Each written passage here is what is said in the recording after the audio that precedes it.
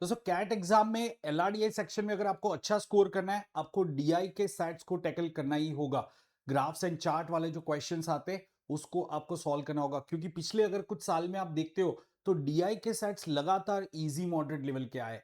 तो आज के इस वीडियो में हम एक एलआरडीआई में DI graphs and chart based एक अच्छा सेट प्रैक्टिस करने वाले। भले ही कैट में इजी मॉडरेट सेट आ रहा है, लेकिन हम हाई क्वालिटी सेट प्रैक्टिस करेंगे ताकि कोई भी दूसरा सेट आपको इजी लगे। ठीक है, और ये कॉन्सेप्ट बेस्ड सेट है, इसमें परसेंटेज का कॉन्सेप्ट आपका रिवाइज हो जाएगा। जो जरूरत पड़ी वो कॉन्सेप्ट्स मैं आपको एक्सप्लेन करूंगा। तो वीडियो आपको आखिरी तक जरूर से देखना है और इसको लाइक और शेयर करना मत भूलना। चलिए आगे बढ़ते हैं। उससे पहले दोस्तों, अगर आपने अब तक मेरा टेलीग्राम चैनल ज्वाइन नहीं किया तो इस चैनल को जरूर से ज्वाइन कर लेना, so that you can get all the updates about my such free sessions that I am conducting. और ये जो सेट आज मैं डिस्कस कर रहा हूं वो डेली प्रैक्टिस प्रॉब्लम का सेट नंबर 4 है। अब ये डेली प्रैक्टिस प्रॉब्लम क्या है? तो दोस्तों, जो मेरा सब्सक्रिप्शन बैच चल रहा है उसमें मैं स्टूडेंट्स को रेगुलरली प्रैक्टिस प्रॉब्लम देता हूं और उसके सोल्यूशन वीडियोस मैं रिलीज करता हूं। तो ये जो मैंने एक रिसेंटली उनको प्रैक्टिस प्रॉब्लम दिया था उसका मैं सोल्यूशन वीडियो अभी यहाँ पे रिलीज कर रहा हूँ। आप अगर मेरे साथ लर्न करना चाहते हो तो डिस्क्रिप्शन में जो लिंक दिया है उससे आप मेरा कोर्स ज्वाइन कर सकते हो। चलिए, तो सबसे पहले मैं आपको सेट दिखा देता हूँ। सेट को आप अच्छे से पढ़ोगे, आप चाहो तो वीडियो को पॉज करके पहले सेट को खुद से भी ट्राई कर सकते हो और फिर उसका सोल्यूशन मैं आपको एक्सप्लेन करूंगा, आप अपने आंसर वैलिडेट कर सकते हो। कमेंट्स में मुझे बताना मत भूलना कि आपके कितने क्वेश्चन सही हुए अगर आप ये सॉल्व करते हो। तो यहाँ पे ये डेटा है, बहुत ही सिंपल सा लगने वाला डेटा है, लेकिन ऐसे ही सेट आपको थोड़े परेशान करते हैं। तो यहाँ पे आप पॉज करके इसको पढ़ सकते हो। ठीक है, और आगे मैं आपको पहले क्वेश्चन दिखा देता हूं। तो फर्स्ट क्वेश्चन आपका ये रहा, what is the revenue of company C. ये एक्चुअली बहुत सिंपल क्वेश्चन है, सीधा सीधा क्वेश्चन है। तो ये जस्ट आपके प्रैक्टिस के लिए मैंने रखा है, लेकिन आगे जो क्वेश्चंस है वो थोड़े से ट्रिकी है। जैसे सेकंड क्वेश्चन मैं आपको दिखा देता हूँ। सो सेकंड क्वेश्चन यहाँ पे, which of the following is a correct set of profit values in rupees crore for the given companies.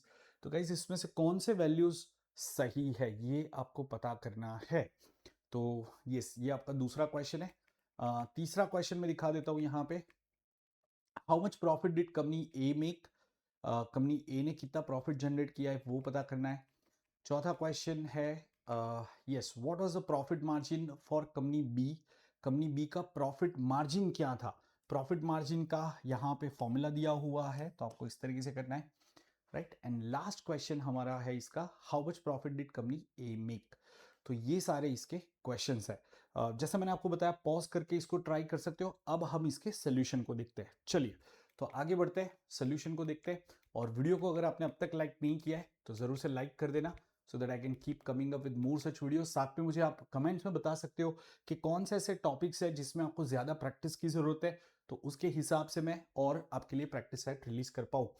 तो yes, coming back to the set guys, आपको यहाँ पे क्या दिया है, तो एक तो रेवेन्यू का डेटा दिया है, 5 कंपनी का रेवेन्यू का डेटा दिया है। कलर स्कीम आप मैच कर सकते हो। अब यहाँ पे एक चीज आपको समझनी है कि जो आपके ग्राफ्स एंड चार्ट्स आते हैं उसमें जो आपके लेबल्स होते हैं, ये सारे आपके लेबल्स हैं, और ये जो है ये लेजेंड्स है।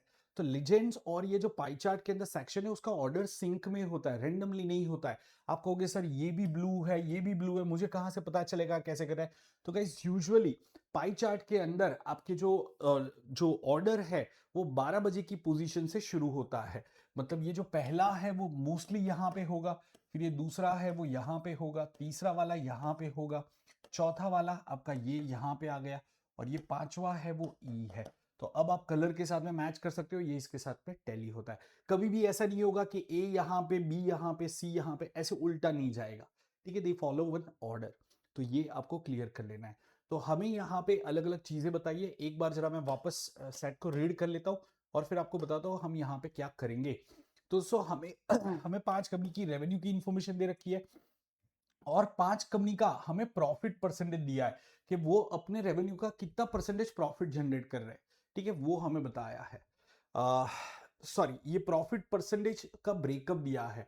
So the following pie chart provides revenue and profit related information about 5 companies ABCD. Total revenue is rupees 1800 crore.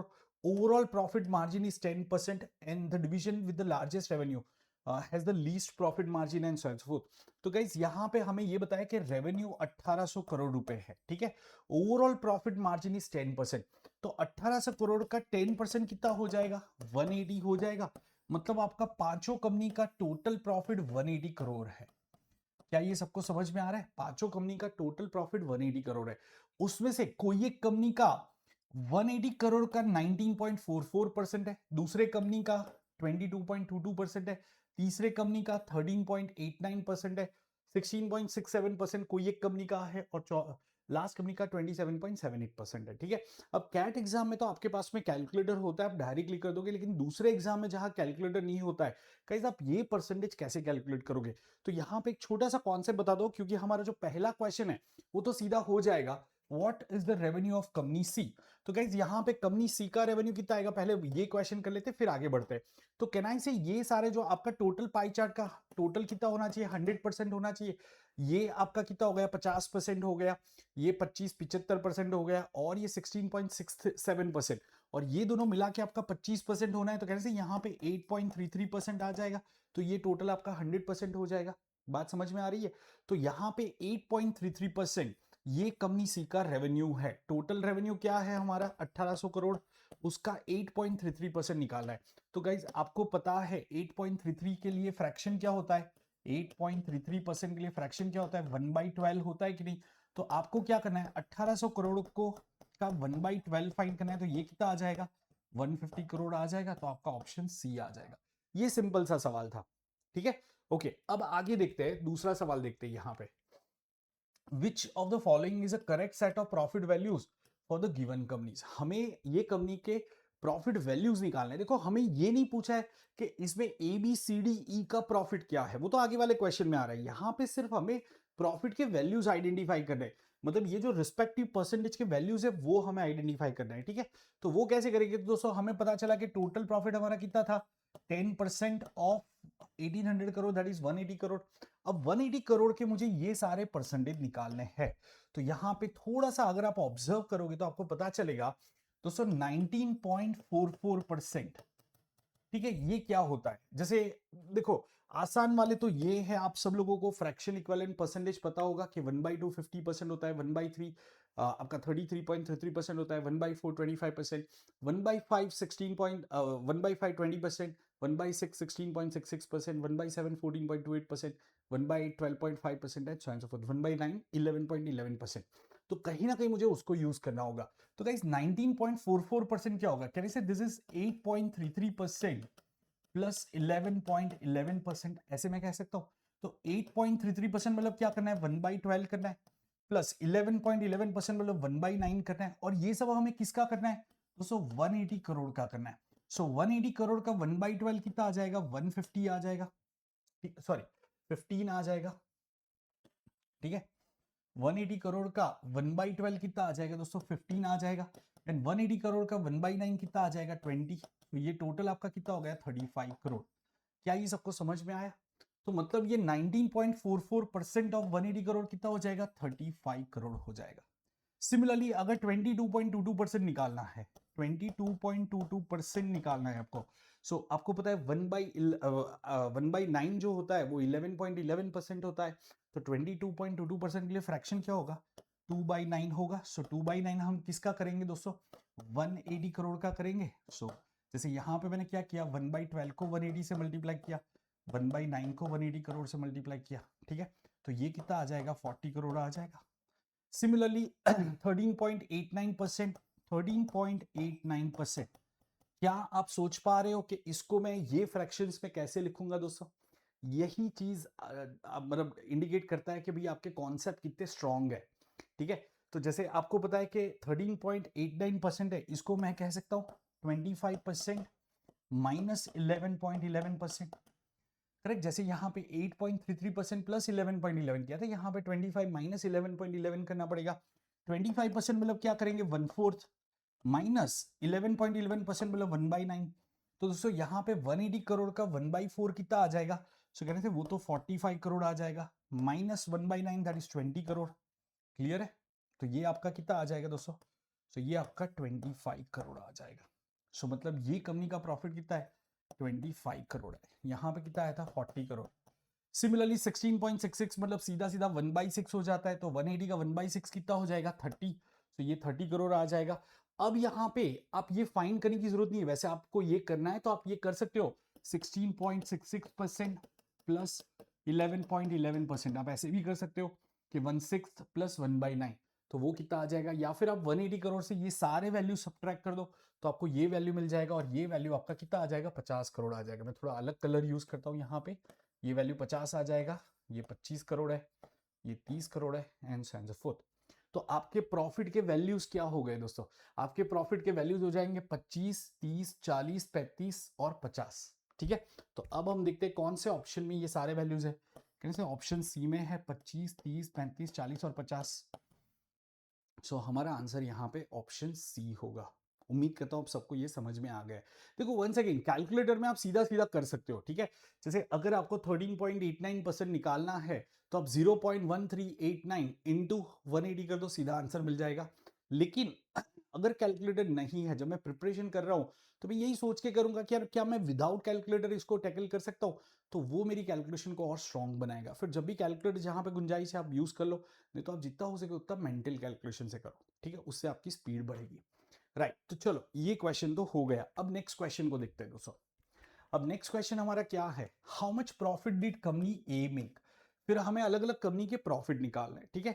तो इसके लिए अब हमें सेट को, बाकी के सेट को सॉल्व करना होगा। तो कैसे सॉल्व करेंगे समझते हैं दोस्तों। यहाँ पे एक बार वापस आ जाते हैं। देखो ये जो सारे प्रॉफिट वैल्यूज थे वो मैंने लिख दिए। हमारे पास में अलग अलग कंपनी के, उम्मीद करता हूँ ये सबको दिख रहा है। सो हमारे पास ये 6 कंपनी है, उसके रेवेन्यू, सॉरी 5 कंपनी है, उसके रेवेन्यू मैंने यहाँ पे लिख दिए जो हमें सीधे सीधे दिए हुए थे। 16.66 करोड़ मतलब ये आपका 150 आएगा, फिर 25 करोड़ मतलब ये आपका 450 करोड़ आएगा, and so and so fourth. तो ये सारे वैल्यूज मैंने यहाँ पे लिख दिए, ठीक है। तो ये रेवेन्यू के वैल्यूज हमें इस चार्ट से मिल गए हैं, एंड प्रॉफिट के वैल्यूज हमें इस चार्ट से मिले थे। अब हमें पता करना है कि कौन सी कंपनी का कितना प्रॉफिट है, ठीक है। तो यहां पे हमें ये इंफॉर्मेशन यूज करना पड़ेगा। देखो पहला पॉइंट है यहां पे, ये तो हमने यूज कर लिया, the division with the largest revenue has the least profit margin but not the least profit. तो लार्जेस्ट रेवेन्यू कौन सा है दोस्तों, लार्जेस्ट रेवेन्यू किसका है, कंपनी ई का 600 करोड़ लार्जेस्ट रेवेन्यू है। तो उसका लीस्ट प्रॉफिट मार्जिन है बट लीस्ट रेवेन्यू नहीं है। इसका मतलब क्या हुआ दोस्तों, इस सॉरी लीस्ट प्रॉफिट नहीं है, मतलब क्या हुआ, ये 25 करोड़ लीस्ट प्रॉफिट है। तो गाइज यहां पे 25 करोड़ नहीं आएगा, प्रॉफिट का वैल्यू 25 करोड़ नहीं आएगा यहां पे। समझ में आया, 25 से बड़ा नंबर या तो 30 आ सकता है, 35 आ सकता है, 40 ऐसा ही कुछ वैल्यू आएगा, लेकिन 25 नहीं आएगा, ध्यान रखना ये। तो ये हमें एक पॉइंट पता चला। आगे क्या लिखा है, the division with the profit margin higher than all other generates the least profit. अब देखो यही चीज है, ये टिपिकल कैट लेवल का सेट है, आपको इस तरीके की इंफॉर्मेशन देते हैं और स्टूडेंट्स यहां पे कंफ्यूज हो जाते हैं। एक चीज है कि आपका परसेंटेज का कॉन्सेप्ट सही होना चाहिए, वो आपने अच्छे से यूज कर लिया, वो आपका क्लियर है, चलो आप यहां तक पहुंच गए। लेकिन अब दूसरा पार्ट है कि आपको ये जो स्टेटमेंट्स है इसको सही से इंटरप्रेट करना होगा, और उसके बेसिस पे आपको बाकी की इंफॉर्मेशन कंप्लीट करनी होगी कि कौन सी कंपनी का कितना प्रॉफिट है, कितना प्रॉफिट मार्जिन है, ये हमें पता करना होगा। तो उसके लिए एक एक करके हम ये पॉइंट लेते जा रहे हैं। पहला पॉइंट हमें क्या कह रहा है कि जिसका हाईएस्ट रेवेन्यू है, मतलब कंपनी जो ई है उसका 600 करोड़ का रेवेन्यू है, उसका लीस्ट प्रॉफिट नहीं है, ठीक है, मतलब उसका 25 करोड़ का प्रॉफिट नहीं है, बट उसका प्रॉफिट मार्जिन लीस्ट है, ठीक है। प्रॉफिट मार्जिन क्या है, profit as a percentage of revenue, तो वो उस कंपनी का लीस्ट होना चाहिए, उससे नीचे किसी का नहीं होना चाहिए। तो मुझे यही चीज यहां पे समझनी है, तो वो हमने समझ ली। फिर दूसरा क्या कह रहा है, the division with the profit margin higher than all other generates the least profit. दोस्तों ये बहुत ही इंटरेस्टिंग पॉइंट है, the division with profit margin higher than all other generates the least profit. Least profit कौन सा है, 25 करोड़ है। तो कौन सा ऐसा डिवीजन हो सकता है जिसका प्रॉफिट मार्जिन सबसे ज्यादा है लेकिन प्रॉफिट उसका सिर्फ 25 करोड़ है। तो कहने से वही डिवीजन हो सकता है जिसका रेवेन्यू सबसे कम है ना। वही हो सकता है कि भाई जो सी डिवीजन है, अगर मैं उसका प्रॉफिट 25 करोड़ ले लूं तो भी उसका प्रॉफिट मार्जिन कितना आएगा, 150 करोड़ के रेवेन्यू पे 25 करोड़ का प्रॉफिट, तो कहने से 1/6 मतलब 16.66 मेरा यहाँ पे प्रॉफिट मार्जिन आ गया। तो ये हाईएस्ट है, मतलब बाकी सारे कंपनी का उससे कम होना चाहिए।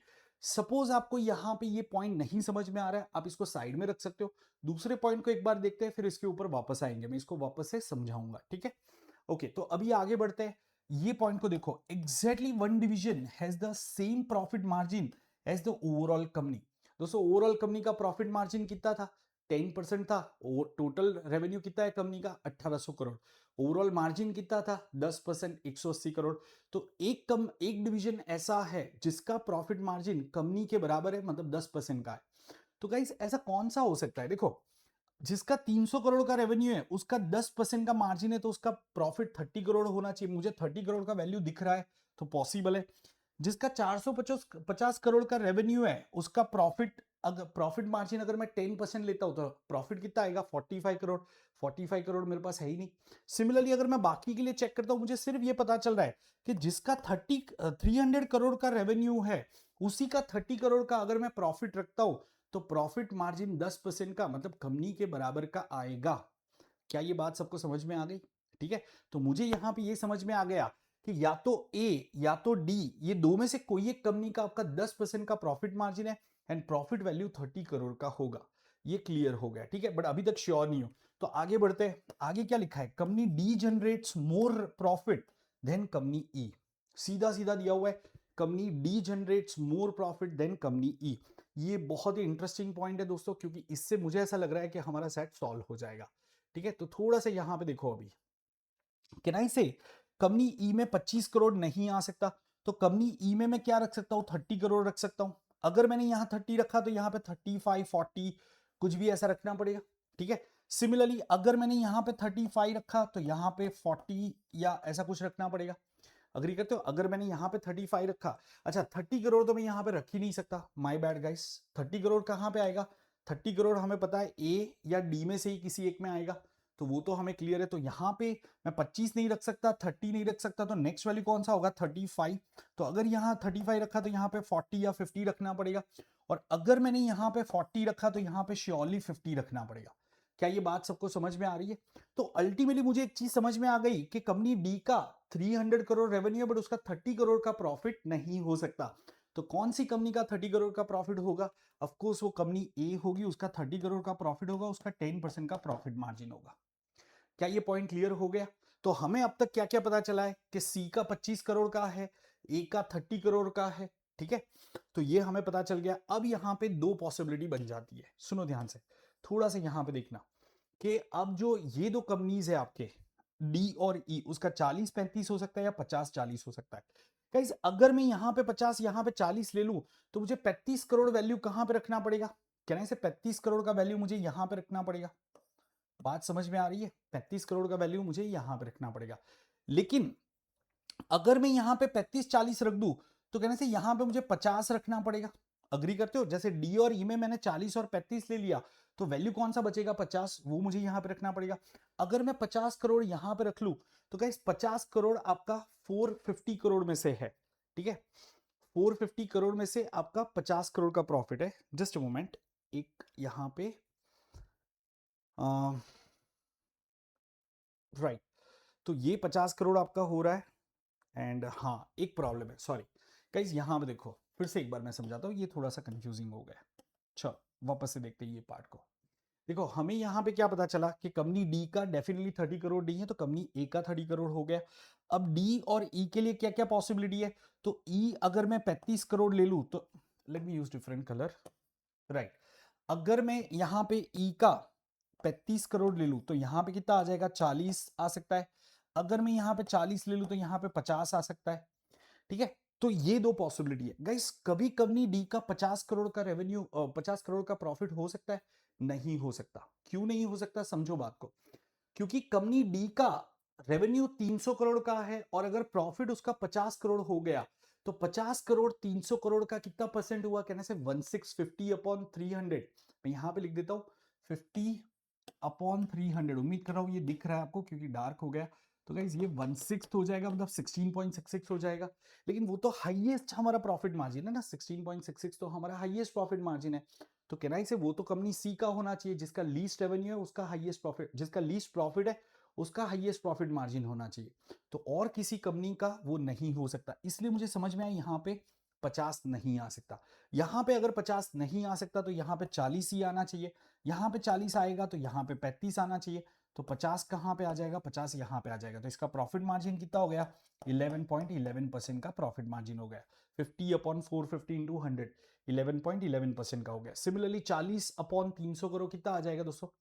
सो यहाँ पे अगर मैं 40 अपॉन 300 करता हूं इंटू 100 तो ये कितना परसेंट हो जाएगा? सो 40/3 कहना है से ये 13.33% का प्रॉफिट आ जाएगा यहाँ पे। 13.33% का प्रॉफिट आ जाएगा। एंड सिमिलरली 35/600 अगर मैं करता हूँ, 35/600 इंटू 100%, गाइज ये अगर आप देखोगे तो 35/6 कितना आ जाएगा? सो वो 6 6 36 होता है, उससे थोड़ा सा कम 5.83% का मार्जिन आ जाएगा। क्या ये सबको समझ में आ रहा है?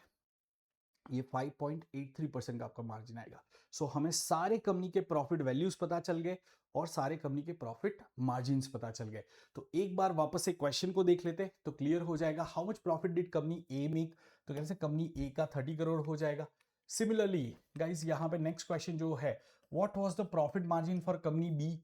तो कहने से कंपनी बी का प्रॉफिट मार्जिन हमारा ये था 11.11%, राइट। कंपनी बी का हमारा 11.11% था। एंड लास्ट क्वेश्चन अगर हम देखते हैं, how much profit did company E make? तो कैसे ई का 35 करोड़ आया था हमारा, ठीक है। कंपनी ई का कितना था? 35 करोड़। डी का 40 करोड़, ई का 35 करोड़। तो इस तरीके से हमारा पूरा सेट सॉल्व हो चुका है। सो उम्मीद करता हूँ सबको ये समझ में आया होगा।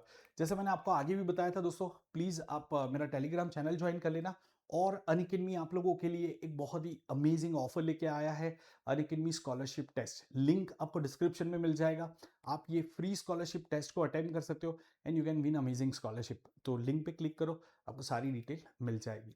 उम्मीद करता हूँ सबको ये वीडियो अच्छा लगा होगा। कमेंट्स में मुझे बताना आपको कैसा लगा ये। और अगर आप चाहते हो ऐसे और ज़्यादा सेट लेके आओ तो वो भी कमेंट में लिख देना, मोर सेट्स करके, ठीक है। मिलते हैं अगले वीडियो में दोस्तों। Till then bye bye and take care.